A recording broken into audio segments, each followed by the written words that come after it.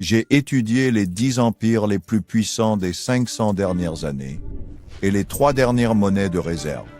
Cela m'a conduit à la montée et au déclin de l'empire néerlandais et du florin, de l'empire britannique et de la livre, la montée et le déclin précoce de l'empire des États-Unis et du dollar, ainsi que le déclin et la montée de l'empire chinois et de ses monnaies, ainsi que la montée et le déclin des empires espagnols, allemands, français, indiens, japonais, russes et ottomans, accompagnés de leurs conflits significatifs, comme mesurés dans ce graphique. Pour mieux comprendre les modèles de la Chine, j'ai également étudié la montée et la chute des dynasties chinoises et leurs monnaies jusqu'à l'année 600. Parce que regarder toutes ces mesures en même temps peut être déroutant. Je vais me concentrer sur les 4 plus importantes. Les Néerlandais, les Britanniques, les États-Unis et les Chinois. Vous remarquerez rapidement le schéma. Maintenant, simplifions un peu la forme. Comme vous pouvez le voir, ils se sont déroulés en cycles qui se chevauchent d'environ 250 ans, avec des périodes de transition de 10 à 20 ans entre eux. Typiquement, ces transitions ont été des périodes de grands conflits, car les puissances dominantes ne déclinent pas sans se battre. Alors, comment je mesure le pouvoir d'un empire? Dans cette étude, j'ai utilisé 8 indicateurs. La mesure de la puissance totale de chaque pays est obtenue en les moyennant.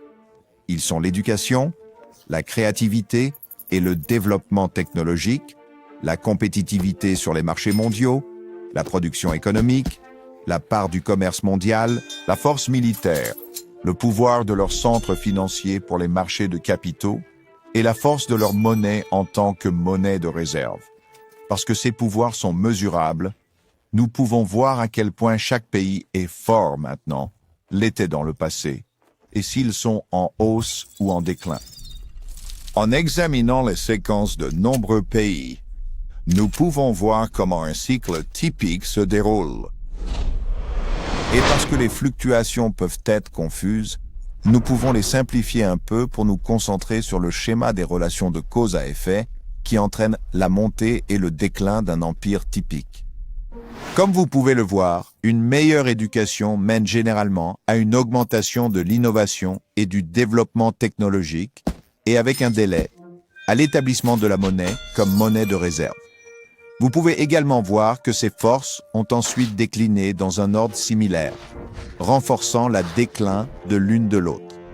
Regardons maintenant la séquence typique d'événements se déroulant dans un pays qui produit ses ascensions et déclins.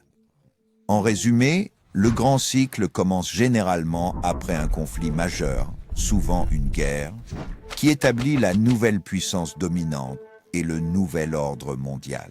Parce que personne ne veut défier ce pouvoir, une période de paix et de prospérité s'ensuit généralement. À mesure que les gens s'habituent à cette paix et cette prospérité, ils parient de plus en plus sur sa continuité. Ils empruntent de l'argent pour cela, ce qui finit par conduire à une bulle financière. La part de commerce de l'Empire augmente, et lorsque la plupart des transactions sont effectuées dans sa devise, elle devient une monnaie de réserve, ce qui conduit à encore plus d'emprunts.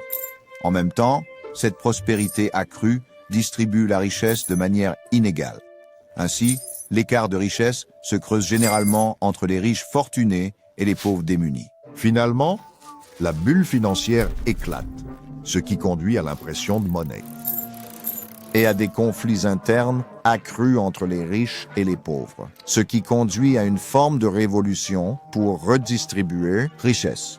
Cela peut se produire pacifiquement ou par une guerre civile. Tandis que l'Empire lutte avec ce problème interne, conflit, son pouvoir diminue par rapport aux puissances rivales extérieures en plein essor. Lorsqu'une nouvelle puissance montante devient suffisamment forte pour rivaliser avec la puissance dominante qui connaît des effondrements internes, des conflits extérieurs, le plus souvent des guerres, prennent se produire. De ces guerres internes et externes émergent de nouveaux gagnants et perdants. Ensuite, les gagnants se réunissent pour créer le nouvel ordre mondial. Et le cycle recommence.